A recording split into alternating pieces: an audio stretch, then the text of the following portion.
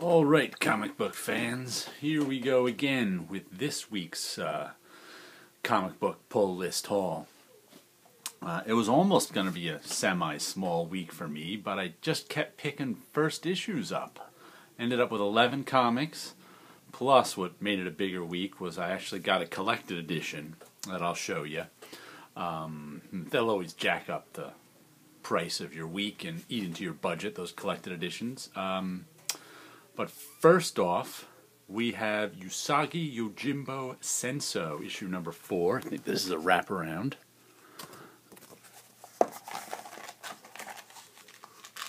That's nice.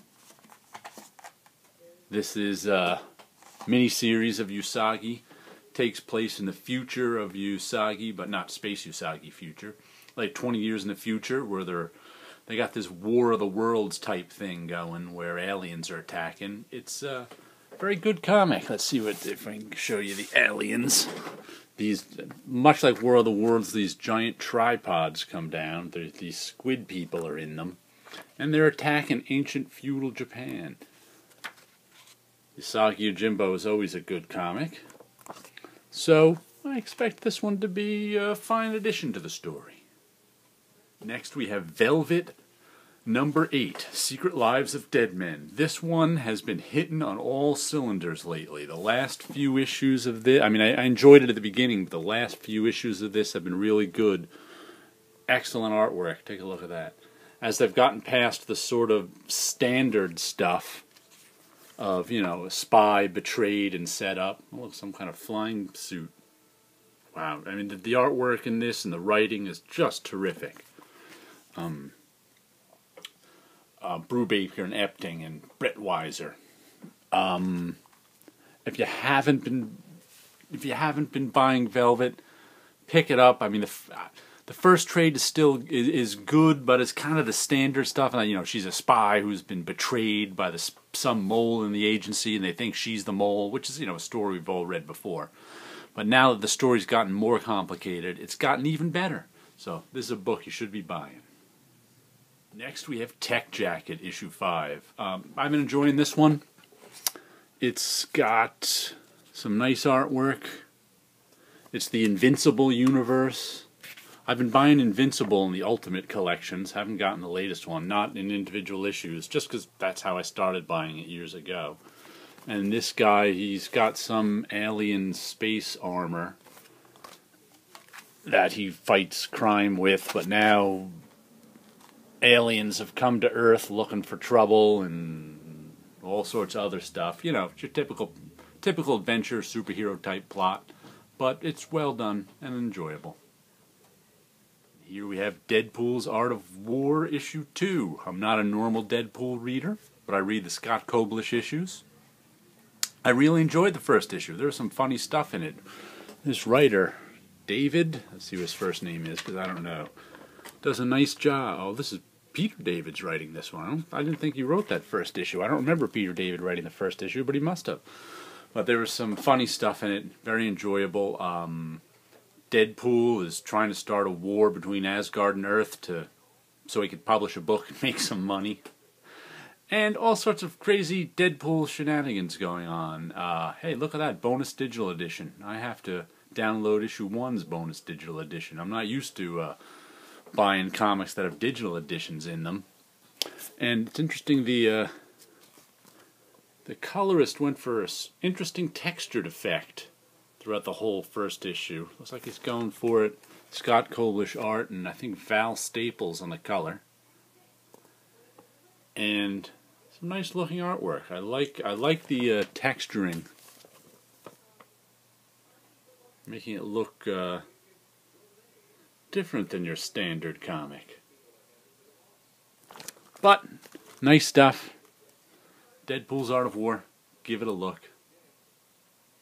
Nice cover on Last Born issue 2. I liked Last Born issue 1 from Black Mask, whoever they are. So I ordered 2. I don't think I put it on my pull list yet. I'm going to have to check that.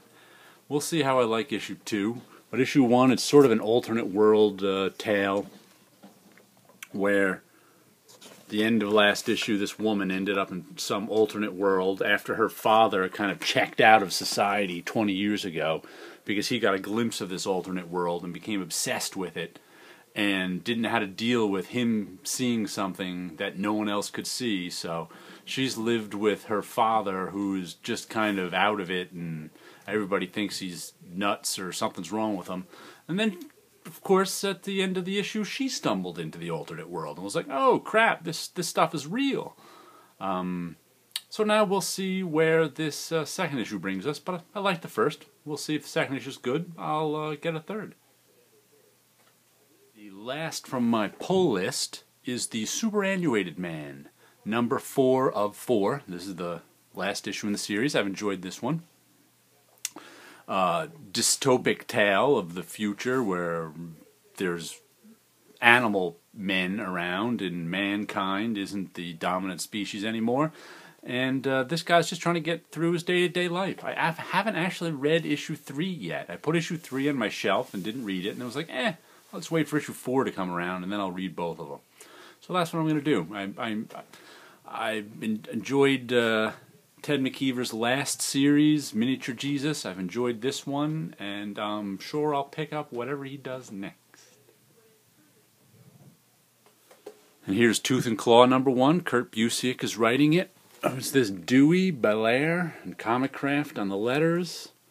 I have no idea what this is about, except I know there's anthropomorphic people, animal people. I generally like Kurt Busiek's writing. I don't think I'm buying anything from him currently. And I remember reading the description of this and I went, But then it's $2.99 for 48 pages, no ads, so that'll get me to buy it. That and Kurt Busiek's name were enough to make me overcome. Like I said, I can't even remember what the description was. I've seen good reviews of it on the internet, so I just picked it up. Next comes Pandora and the Wishing Box. Once again, I have no clue. But it was a $2.99 issue. Michael Stock and Sina Grace. I know Sina Grace put out a book recently, which I forget the name of it, something to do with his working in retail. That interested me, but I didn't pick that one up and read it. But I thumbed through this and said, you know what, I like the art. And I certainly want to encourage $2.99 first issues rather than $3.99, so I figured I'd pick it up. Nice next issue cover, too. I have no idea. If it's any good, I'll let you know. And next we have the Inhumans number, or the Humans number 1. The Inhumans, yeah. Once again, I have no idea what this is about.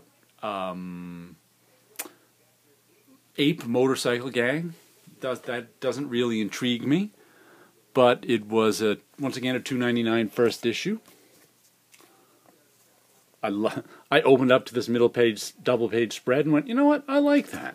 I thought that's just a well done double page spread. I like the colors, I like the rest of it. There's a I didn't see that one. That's pretty funny. But I liked it. I liked the couple pages of art enough I saw that I decided to throw down the $3 and get it. So I'll let you know how this one is. And I picked up Men of Wrath issues 1 and 2. I like Jason Aaron's Southern Bastards. I generally like Ron Garney's art. And I was waffling on whether to pick up Men of Wrath number 1 when it came out, and for a couple of weeks I just didn't pick it up because I don't know. There's so much other stuff to pick up. Then issue 2 was out this week, and they still had issue 1, so I said, what the heck. I'll pick it up. Like I said, it's solid Ron Garney art. Something about an assassin. It's from Icon, which is Marvel's creator-owned imprint. $3.50 an issue. That's not as bad as $3.99. So, you know what? And I think I just read this as a 4 or 6 issue miniseries, so I'm like, you know what? I'll give the first issues a try, and if I like it, it's not that expensive to pick up the rest of it. I'll let you know how it is. The last thing I have is the hardcover collected edition of Serenity Leaves on the Wind. I usually don't like licensed books, but I got a soft spot for Firefly Serenity. And I'm sure this is going to be as mediocre as the rest of them. I have the first 3 volumes of this in hardcover. None of them are particularly good. At least this one's got George Genti in the artwork. He's pretty good, and it was only how much was this? $20 plus my discount, whatever I get at my comic shop. This probably cost me $18. So I was like, you know what? I may as well get it. I ordered it back when it was up for order and previews. I'm like, you know what? Because one of them I got a while ago, and even though it was mediocre, I went, I haven't even read the other mediocre one, but I'm like, I'll actually read this one, and I'll indulge one bit of licensed nonsense, because a lot of these licensed comic books are really just, you really want more of the TV show or movie, but you can't get that, so you buy the comic book, and the comic book is like, it's a poor substitution for what you really want, and there's plenty of good comic books that I really like. That's why I don't usually buy the licensed one, but it was here's the exception.